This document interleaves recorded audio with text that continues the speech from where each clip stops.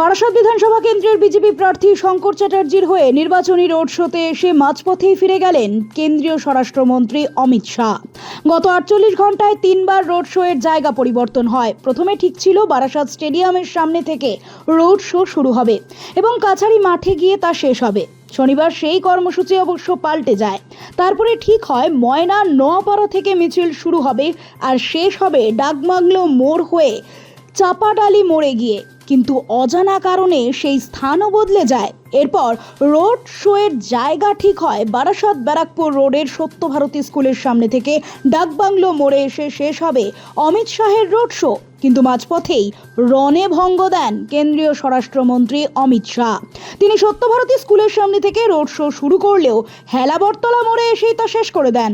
অথচ তখনও বারাসাত ডাকবাংলো মোড় থেকে চাপাডালি মোড় পর্যন্ত হাজার হাজার শয়ে শয়ে মানুষ বিজেপি সমর্থকরা দাঁড়িয়েছিলেন তাকে একটা মুহূর্ত দেখবার জন্য। নিরাশ হয়ে ফিরে গিয়েছিলেন অনেকে। তৃণমূল নেতৃত্বের এই ক্ষেত্রে দাবি, বিজেপি যে কথা দিয়ে কথা রাখে না তার এটাই জ্বলন্ত উদাহরণ। বারাসাতের মানুষ বিজেপিকে ভোট দেবে না তাদের এই ভাওতাবাজি রাজনীতির জন্য নয়। আর এই নিয়েই কিন্তু এখন জোর জল্পনা। সবটা মিলিয়েই সরগরম বারাসাত। এই উত্তপ্ত বারাসাতেও বা ঠিক কী রয়েছে লক্ষ্য আগামী 4 মে, তারই উত্তর দেবে সাধারণ জনতা। माताओं बहनों की सुरक्षा सुनिश्चित करनी है या नहीं करनी है? युवाओं को रोजगार देना है या नहीं देना है?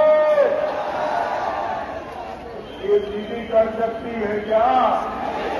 अरे जोर से बोलो, दीदी कर सकती है क्या? आ गया है वक्त। 29 तारीख को दीदी के घूमने से करना लो। 23 तारीख को भी दीदी के घूमने कुछ नहीं कर पाए और आज महाराष्ट्र में दीदी के घूमने को बताकर जाता हूँ। 29 को घर के बाहर मत निकलना। 29 को নোবেল বাংলা।